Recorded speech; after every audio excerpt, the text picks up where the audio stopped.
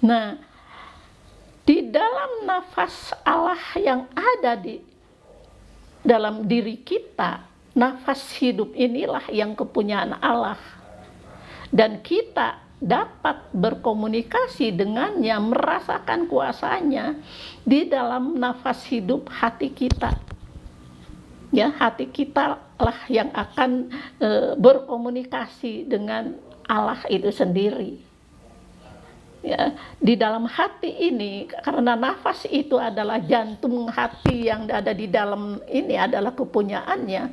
Apabila Tuhan berkehendak untuk mengambil nafas hidup yang sudah dihembuskan kepada manusia Adam pertama, tentu tubuh ini akan kembali menjadi tanah. Bukan main, Allah yang kita sembah, Allah yang hidup, dan Allah yang hidup itu di luar pemikiran kita sebagai manusia. Apabila kita mau dekat dengannya, bukan main, Allah itu tidak terselami oleh pikiran kita, tapi dia dapat dirasakan oleh hati kita. Itu yang banyak sekali saya mendapatkan pencerahan dari Tuhan tentang firman Tuhan, memahaminya, ya. Paham belum tentu memahami. Kita paham atau kita tahu belum tentu mengetahui. Cara mengetahui, cara memahaminya ya tentu saja kita harus ada di dalamnya. Satu contoh yang sudah saya pernah juga katakan, kita kenal dengan presiden dan kita tahu dia adalah Presiden Jokowi, tapi karena kita tidak dekat dengannya, kita hanya sekedar tahu. Tapi kalau orang yang dekat dengannya, tahu bagaimana berhadapan dengannya, tahu kesehariannya, tahu apa yang dia lakukan, itulah yang namanya kita memahami atau mengenal, bukan sekedar kenal, bukan sekedar tahu. Firman Tuhan pun demikian.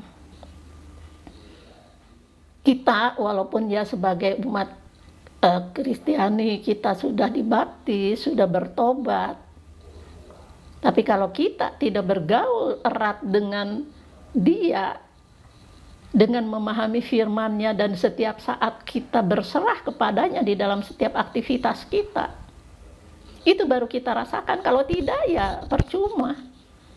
Yang pada akhirnya di dunia ini banyak sekali hal-hal yang mempengaruhi hidup dan kehidupannya, dan akhirnya kedaginganlah yang dijalankan. Ya, kuasa daging itu adalah kuasa dosa. Tapi roh yang keluar dari hati, pasti yang keluar adalah di dalam pimpinan dan kuasa Tuhan, yaitu Roh Kudus. Demikian. Jadi kembali kepada tadi dikatakan di dalam Yohanes 1 ayat 3, kemudian saya akan yang bacakan ayat 10-nya, oleh dia ia telah ada di dalam dunia dan dunia dijadikan olehnya, tetapi dunia tidak mengenalnya. Nah itu di dalam Yohanes 1 ayat 10,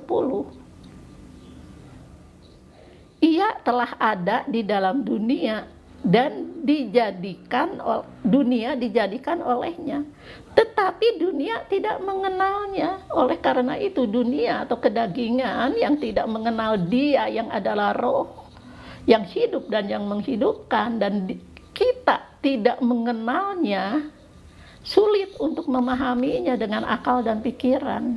Tapi kalau kita kenal dan mengenal dan bergaul dekat dengannya di dalam roh dan kebenaran, baru di situ kita akan merasakan kuasa Tuhan.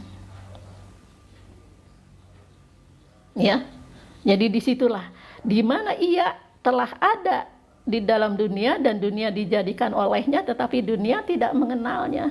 Dan kemudian firman itu telah menjadi manusia dan diam di antara kita, yang percaya.